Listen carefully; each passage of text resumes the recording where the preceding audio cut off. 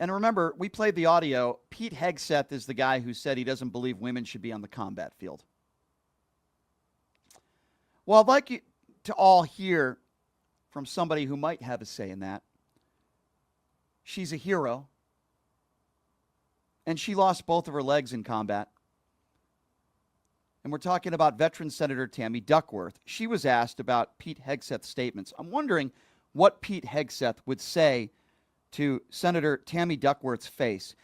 Tammy Duckworth lost both of her legs because she fought for this country and risked her life. Pete Hegseth would say women like Tammy Duckworth should have never been on the battlefield because she's a woman. Pete Hegseth would say don't overuse your government health care. So here's what Tammy Duckworth, the hero herself, has to say about Pete Hegseth.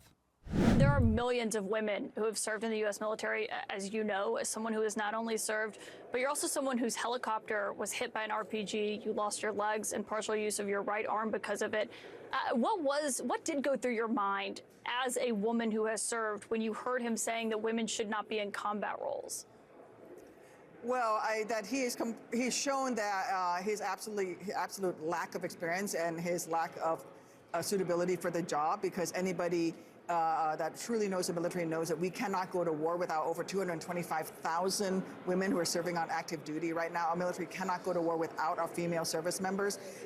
This is not the Revolutionary War where there's some sort of a line in the sand and, combat is on one side and the rest of us can stay behind this line, and that's not combat.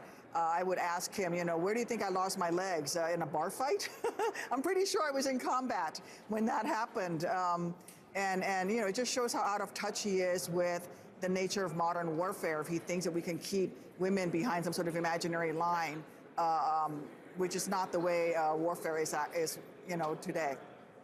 And you mentioned what he said about the chairman of the Joint Chiefs of Staff, that's General C.Q. Brown. At points, he has implied that he was only hired to that role because he was only given and nominated to that position because he is black. I should note that General Brown is an Air Force fighter pilot who has 130 combat flying hours, 40 years of service.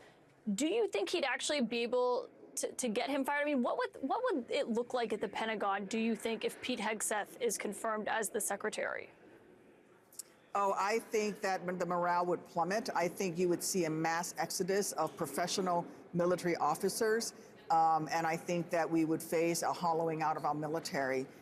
It is absolutely alarming what would happen if you have somebody like that appointed as Secretary of Defense. And again, General Brown is more than well qualified to serve. And frankly, it is astonishing that, you've got Donald Trump, a guy who's a 5-time draft dodger. I call him Cadet Bone Spurs, would nominate someone so wholly unqualified for the job. There you have it. Senator Tammy Duckworth, who's a hero, who lost both her legs serving. And you have this imbecile, Pete Hegseth, regardless of his military service. Doesn't matter. Right now, it doesn't matter. What matters is the things he says and what he wants to do. He doesn't want women to serve on the battlefield, which is absurd.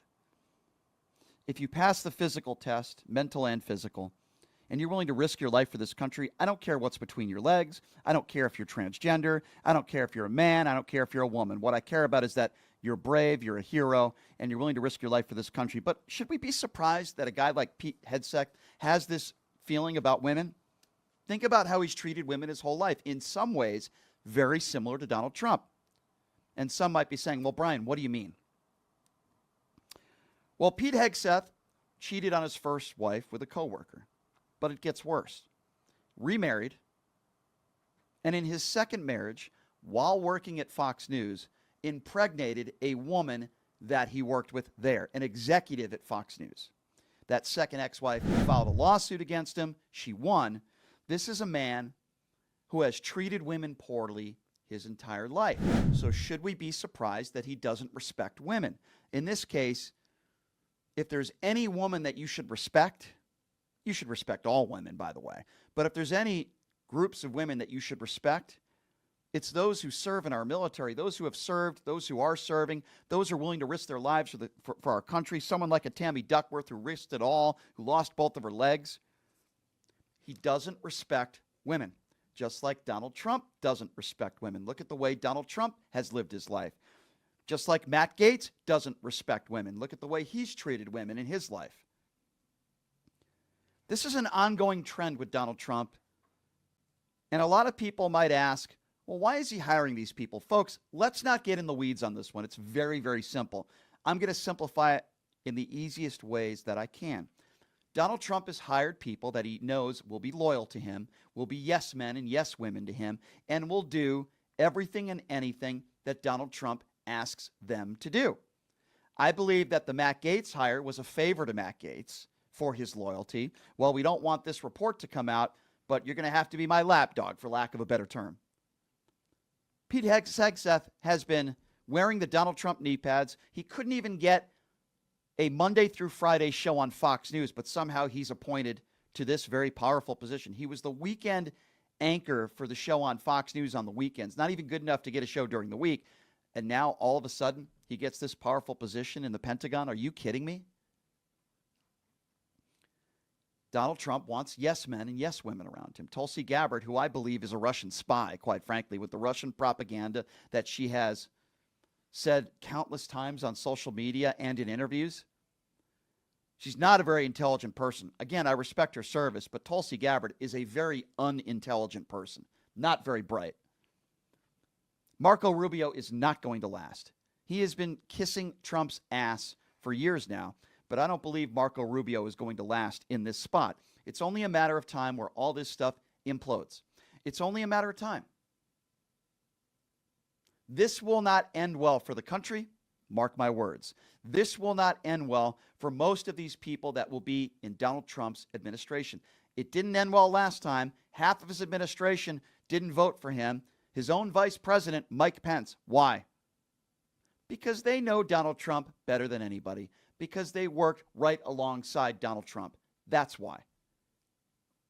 So for the Pete Hegseths of the world and the Matt Gaetz of the world and others that Donald Trump has already put in his administration, and I don't know whether Matt Gaetz will be confirmed. I don't know whether there'll be enough coward Republicans that will be voting for Matt Gaetz. I don't know. I'm not so sure.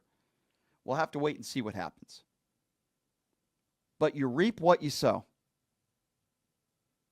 For those of you that voted for Donald Trump, this is what you're going to get in his administration. I warned you. You're going to get a bunch of very unserious people, a bunch of people that are very unhinged, a bunch of yes men and yes women that'll do anything and everything that Donald Trump asked them to do, no questions asked.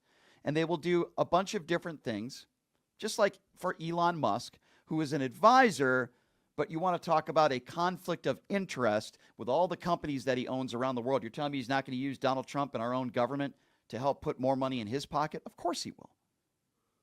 Ladies and gentlemen, you reap what you sow. Don't come crying to me in a year from now, 2 years from now, 3 years from now, when all this stuff implodes. And don't you tell me that all these people are qualified for the job, because they're not.